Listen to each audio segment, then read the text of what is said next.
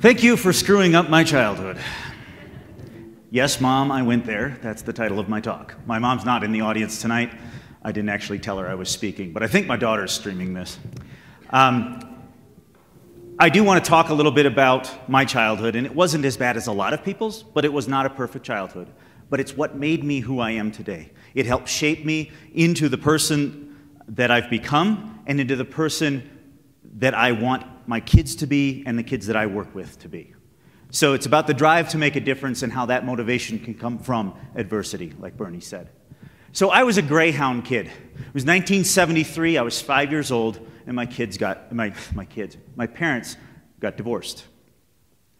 I think divorce is hard on anyone. It's hard on the adults involved, it's hard on any child at any age, but when you're 5 years old and your world is torn asunder, you don't know what to do. It was made harder for me personally and for my older sister because of the circumstances of the divorce. My mom left to live with some of her family for a while. So it wasn't just that our parents were separated, it was that our mom was gone for a long time.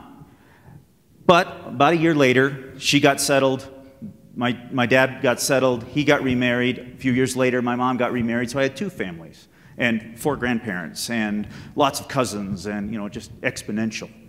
But I lost my first tooth on a Greyhound bus. Or if it wasn't my first, it was darn close.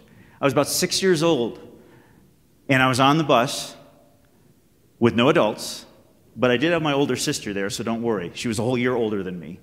Okay, so I'm in first grade, she's in second grade, and we're riding the bus from Pine City, Minnesota to Minneapolis to visit between the parents.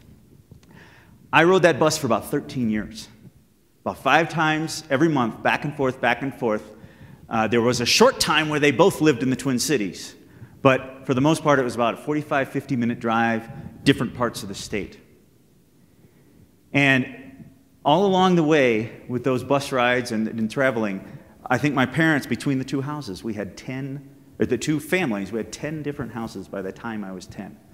I literally spent more time on that Greyhound bus than I did in some of the houses that we stayed in. Now, what did it teach me? I love to travel. I'm pretty flexible and resilient. I adapt well, and a really important lesson that I want to make sure to share with you is never sit in the back of the bus by the toilet that smells, back in the 70s when smoking was allowed, and drink Mountain Dew and eat Twinkies. It's just a bad mix. So that's my advice for you. If you take nothing else, remember that. So that start to my childhood, all of the movement, the divorce, all the different factors, the things that happen in my family shape who I am. But I am honestly saying thank you for screwing up my childhood. I don't remember kindergarten. That was the year that they got divorced. That was the year my mom was gone, or part of the year. I don't remember a lot of the things that you remember when you think of kindergarten. Even to this day, when I read books, which I do a lot, or watch movies that have a sad little boy, it makes me cry. My kids stop watching the movie and turn and watch Dad because they know he's going to cry. So there are certain things that stand out from my childhood, though. When I was about 10 years old, in the summer, I was spending a bigger chunk of time at my mom's house. I lived with my dad, visited Mom, and then in the summer we'd stay with Mom and visit Dad. And my sister and I had just taken the Greyhound. We'd settled into our bedroom that we shared at my mom's house. We were surrounded by books. That was one of the great things about my childhood. I had books everywhere. And we're settling in, we're still reading, we got the light on, and all of a sudden we hear another fight starting out in the living room. This time it's my mom and my stepbrother, who's 18. I'm 10. Our bedroom is this close, like the front row, 20 feet, 30 feet, and the couch is in the middle of the living room. And my stepbrother is yelling and screaming and getting angry and pushes my mom over the back of the couch and threatens to break her back. And my sister and I are screaming and crying, and my stepfather is standing there watching and not saying anything and not doing anything. I wish I could have done something. I think about it, and I wish I had done something even though I was so small. But I expected the adults to intervene. I expected the adults to do something, and they didn't. And by the way, they were fighting about scrambled eggs. We had chickens, we had lots of eggs, we ate eggs a lot, and my stepbrother was tired of it. Now here's why, one of the reasons I'm angry at my stepfather. And I'm a pretty forgiving person, but I still have not forgiven him for that episode, because he allowed it to continue while two young children were screaming. I can't imagine allowing that and not intervening in some way. He allowed his wife to be physically attacked, and it ended right after that, and she was okay. But he allowed his son, my stepbrother, to do something that he regrets to this day. He's a wonderful human being. He's married. He's got kids. And he regrets that event. He had a chance to make a difference. My stepfather had a chance to make a difference, and he didn't. Now fast forward about 7 years. I'm a senior in high school. I'm at my dad's house. And I start fighting with my stepmom. I think we were arguing about whether I got to drive the car tomorrow or not. Things that teenagers fight about, right? And it just escalated, and pretty soon we're pointing at each other, and I think my dad was out. I don't know where he was, and we're yelling. My sister's already off at college, so it's just the two of us, and it's getting heated, and I'm getting more angry, and I stuck my hand out at one point like this, and I don't know what I said, and she slapped my hand. And I felt this rage just coming up inside of me, and I was so angry. And I stopped, and I remembered being that little boy, being that kid who saw my stepbrother doing this. And I had 3 half-brother and 2 half-sisters at that house. They're brothers and sisters, even though they're mixed family. And I remember they're right down the hall. They probably have been listening to every word we say, because it's hard to sleep through a fight like that. And I left the house. It wasn't my shining moment as a young adult that I got in that fight, but I left the house. So what happened to me when I was a kid that was not a happy moment allowed me to make a better choice when I got a little bit older. Now, if you were to go and do all kinds of studies, and I pulled up a few, and I'm not going to do the percentages in that, but when you look at kids growing up in different situations, we have risk factors. You know, we're going to be at risk of alcohol abuse and drug abuse and violence and going to jail and whatever. I had my family was divorced. There was the distance between them, and so I couldn't just go talk to my dad when I wanted to. If I was at my mom's, couldn't go talk to mom when I was at my dad's. So there was that distance of often an hour's drive or more. One of my parents, mom suffering with depression. My dad, alcoholism, recovering, but alcoholism, I caught him. I kind of started it when I was a teenager. I found the bottle. So I had all that to deal with. I had some episodes of violence. That was really the only one I remember. There were a couple other, but the verbal arguing all the time. My dad's mom, only 4 years before my sister was born, 5 years before I was born, his mom committed suicide. And then he got married as he was graduating college and had 2 kids in quick succession. I always say it's no wonder that things ended up the way they did. We started off poor. We lived in an incredibly bad neighborhood in St. Paul. It's called Frogtown, if you've ever been to St. Paul. I did not hang out with the best people there. That was back in like 3rd and 4th grade. I had low self-esteem, didn't believe in myself. I'm always looking for, who's going to affirm me and believe in me, and do I even matter, and is anyone paying attention to me, because they're dealing with all this stuff. And I started getting into shoplifting, and I was hanging out with a gang. After I went and taught in Compton out in LA, it was not a gang, but it was a gang at the time for me. It's like, my wife has asked me this. How are you not in jail? How did you not end up more screwed up than you are? Because I am a little screwed up. Well, I think the idea here is that along with these risk factors, there's the factors that make it so that you will turn out okay. There are the resiliency, the flexibility. My parents were not horrible people, and for that I'm thankful. They're smart. They taught me a lot. They loved me as best they could. So I had a lot going for me. I had a lot of adults, and people have talked already about people making a difference and adults who make a difference. And I had adults telling me, you can, just like the last video talked about. When I first got married, in an effort to not make some of the same mistakes, I read a book called The Road Less Traveled by M. Scott Peck. He builds off of Frost's poem and kind of talks about taking the harder road. The first sentence in that book, life is difficult. At the end of that paragraph, he says, once that is accepted, the fact that life is difficult no longer matters.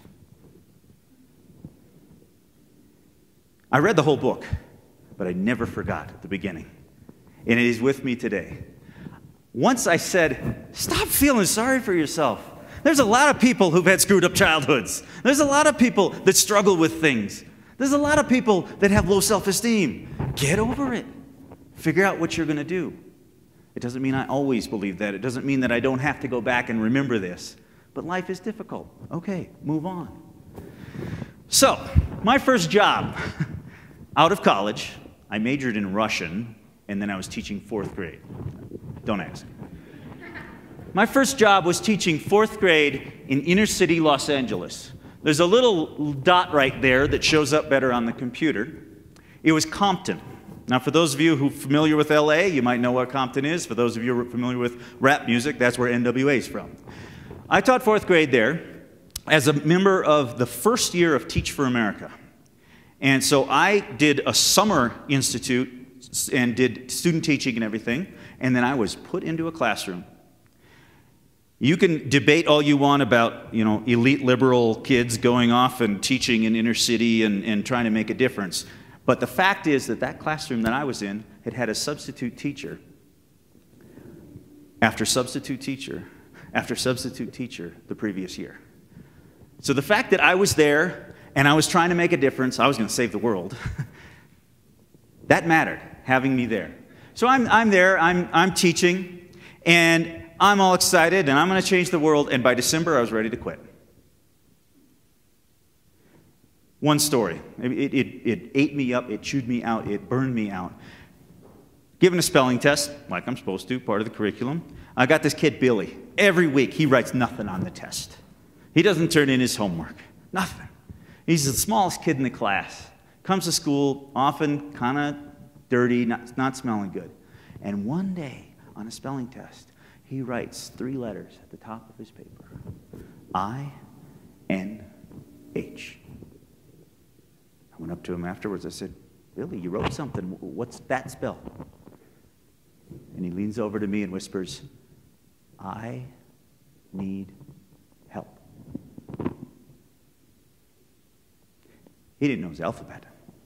Barely knew his alphabet. Couldn't read, couldn't write, didn't do math, and he'd already been recruited by the gangs to be a runner. What am I supposed to do with that? I go there and I'm going to make a difference. I'm going to teach these kids and I'm going to change their world, and this kid can't do anything, and I don't know how to help. And then I got Deshaun over here, who's like attached to me all the time. He's like just hanging out. He wants to be my bud. I start finding out Dad's in jail. Mom and Dad aren't married. Dad's in jail, been in jail for a long time. Mom is consistently found asleep in the gutter of the street, crack addict. How can I make a difference with that? What can I do? I'm tired. It doesn't seem to matter. I made the mistake, wasn't a mistake, but it felt like it at the time, on Halloween asking the kids to tell me the scariest thing that ever happened to them in their journals. I'm a white boy from small town Minnesota. Scary for me was like, when we hit a deer or something in our car. Charles writes in his journal, I sleep under my bed most nights because the Bloods and the Crips get into shootouts on the corner where I live, and the bullets go through the walls. I went to my student, the lady I did student teaching with, amazing lady. She'd been teaching 1st grade in inner city forever. And I said, I don't know if I can do this. First of all, I hate LA. It's a concrete jungle. I miss the woods. Second, it doesn't seem to matter. I don't think it's making a difference for these kids. And she looked me in the eye with that 1st grade teacher. She said, you may be the only positive role model they have in their lives. The only positive male role model these kids have in their lives. And it was like she'd slapped me. I had been feeling sorry for myself because it was so important to me that I be recognized for making a difference, that I felt like I was making a difference. I was making a difference just by being there, reading them stories. They didn't get books read aloud to them a lot of times. Being a nice guy, even when they shoved desks at me and got in fights in the middle of the classroom. Just being there and doing everything I could to care for them made a difference. A couple years later, went back to Minnesota. My wife had gotten married. My wife was going to grad school. And I took a job working with older kids. And I met a kid named Kyle. Kyle was 15 years old, but he looked like he was 12. He had leukemia. And within 10 weeks of starting my job, and I was visiting him a couple days a week because that was part of my job, is to connect with all these different kids. I had to be in his living room while he was in his bed in the living room, surrounded by his family, and watch this kid die. I'd never been to a funeral before. My parents are pretty young. My grandparents are pretty young. It just hadn't happened. And here I am in a room with a family that I kind of know, but not very well, watching a kid die in front of me. And as he closed his eyes, and we knew it was coming, that's why we were all there. As he closed his eyes, and the family started to cry, they started to look at each other and look around the room. We all knew somebody needed to say something. Somebody needed to bring some closure, some finality, some comfort to this situation. And they looked to me, because I was the non-family member, and it was sort of my role. And at that moment, I thought, I can't do this. There's no way. And I started feeling sorry for myself. I started thinking, I'm not the right person. I don't know what to say. I'm going to screw it up. But I realized, like the lady said before, if not me, then who? If not now, when? And I just opened my mouth, and I started saying what I could. And to this day, when I still go back to that community, that family thanks me for what I did that night.